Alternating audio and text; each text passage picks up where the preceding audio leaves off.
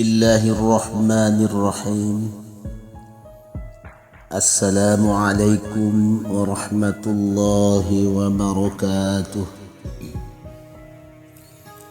Alhamdulillahi ala kulli hal alladhi qad amarna bi ta'atihi wa nahana 'an ma'siyatihi.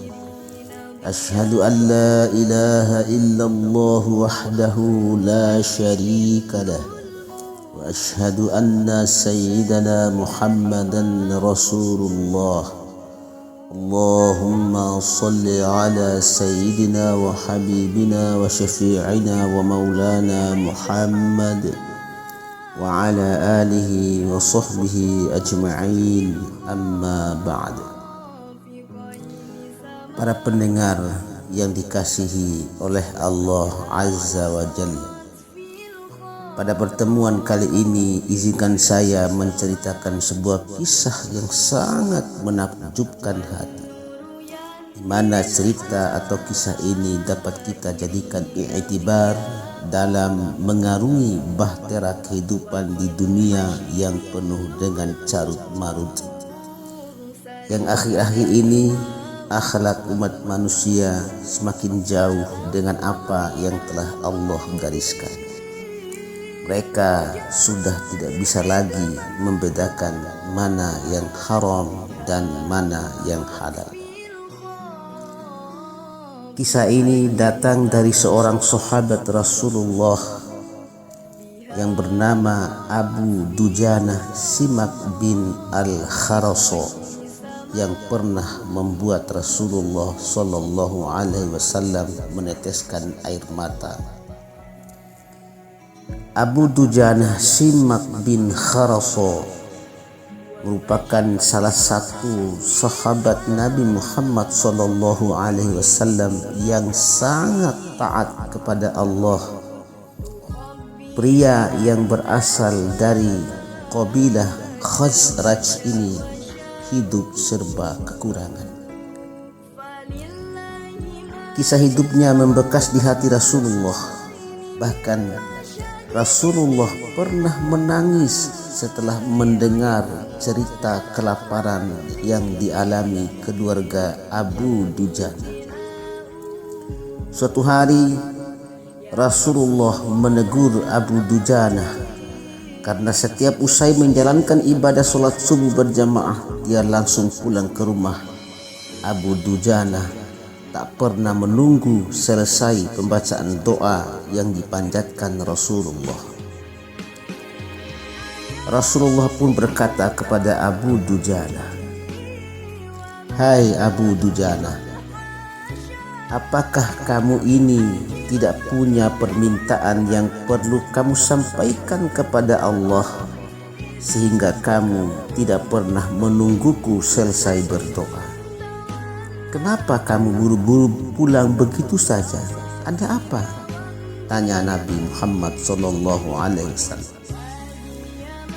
"Ya Rasulullah, saya punya satu alasan," jawab Abu Dujanah. "Apa alasanmu? Coba kamu utarakan," perintah Nabi kepadanya. Begini Rasulullah, "Rumah kami berdampingan persis dengan rumah seorang laki-laki.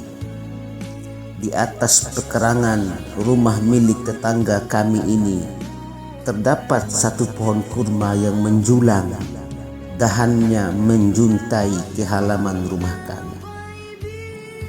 Setiap kali ada angin bertiup di malam hari, kurma-kurma tetanggaku tersebut berjatuhan, mendarat di rumah kami, masuk ke dalam pekarangan rumah kami," kata Abu Dujanah mulai bercerita. "Ya Rasul, kami keluarga orang yang tak berpunya Rasul.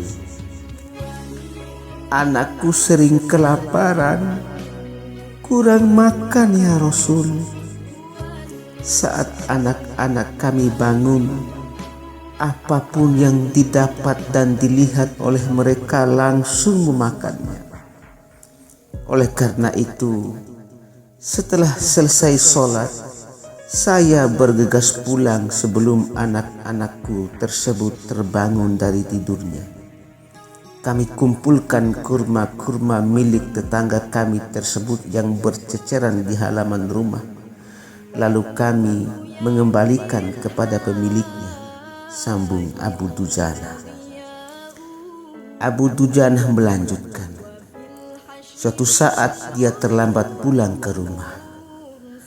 Anaknya terbangun dan menemukan kurma tetangga yang jatuh dari pohonnya. Tak menunggu lama, anak-anaknya itu langsung memakan kurma tersebut.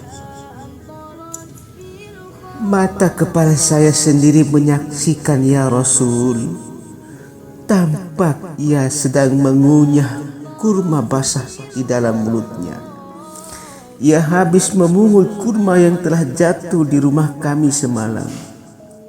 Mengetahui hal itu, lalu jari-jari tanganku kumasukkan ke mulut anakku. Saya keluarkan apapun yang ada di dalam mulutnya hingga ke dalam perutnya, jelas Abu Dujana. Abu Dujana tak pernah membiarkan anaknya memakan kurma milik orang lain. Dia tak ingin makanan haram itu menyebabkan keluarganya mendapat siksaan yang amat pedih di akhirat kelak. Saya katakan, ya Rasul, hai anakku, janganlah kamu permalukan ayahmu ini di akhirat kelak. Anakku menangis. Kedua pasang kelopak matanya mengalir air karena sangat kelaparan. Wahai baginda Nabi, saya katakan kembali kepada anakku itu,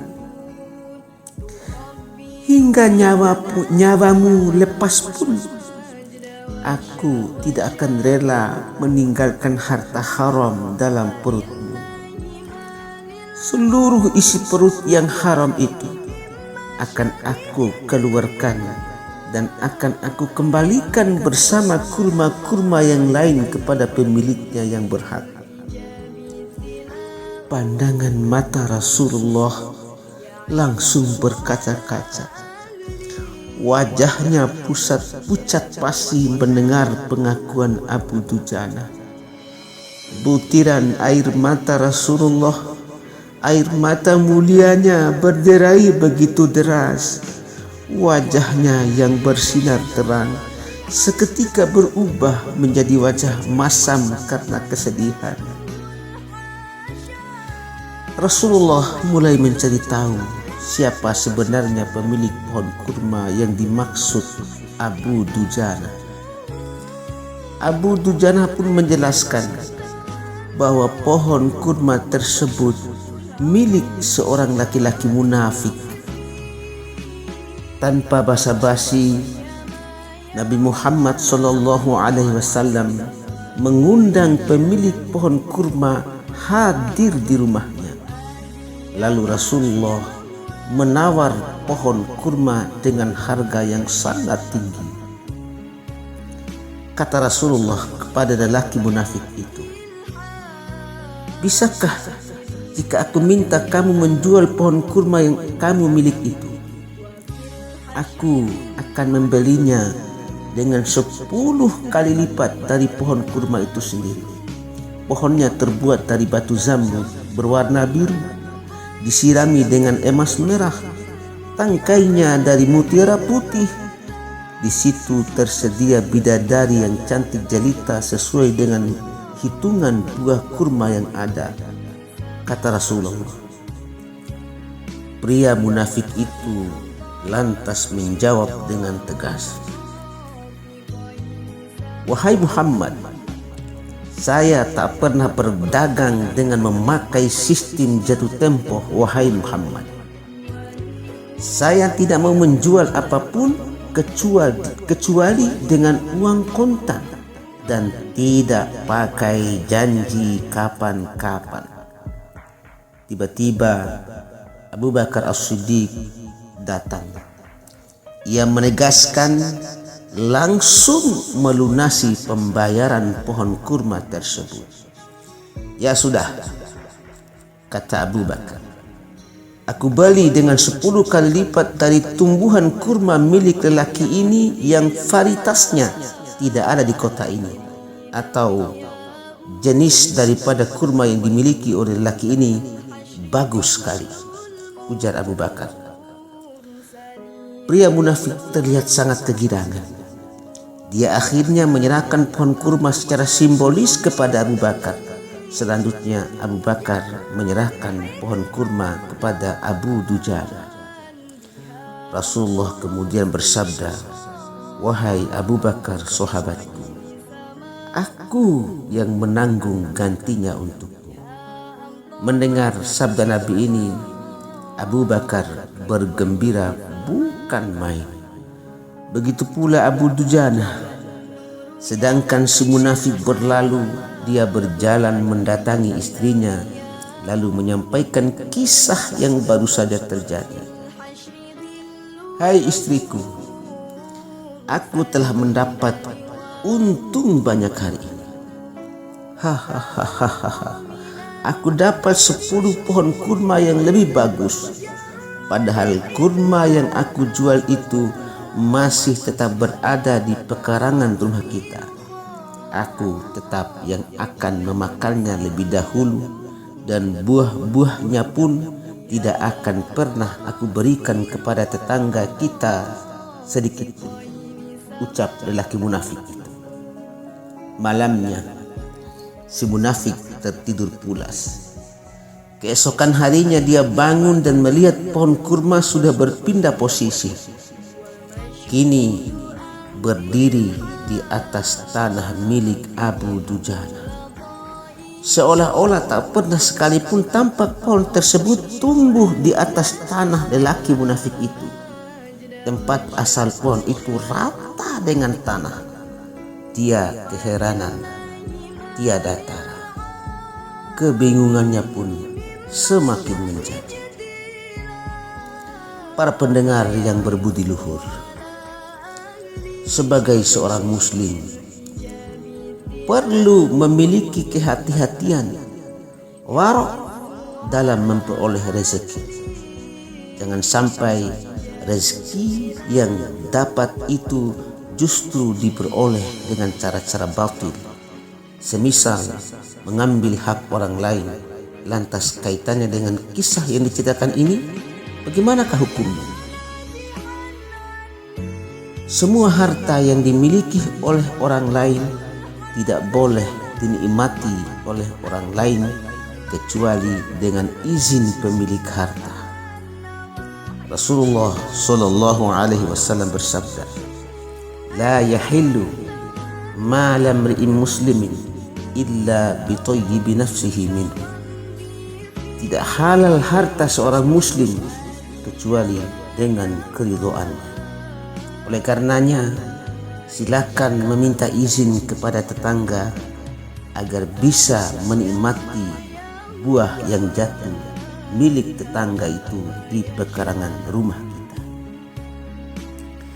Dan apabila ranting pohon tersebut menjulur ke pekarangan Anda, menyebabkan kemudaratan bagi Anda, maka Anda boleh menyuruh tetangga untuk memotong dahan pohon yang menjulur tersebut.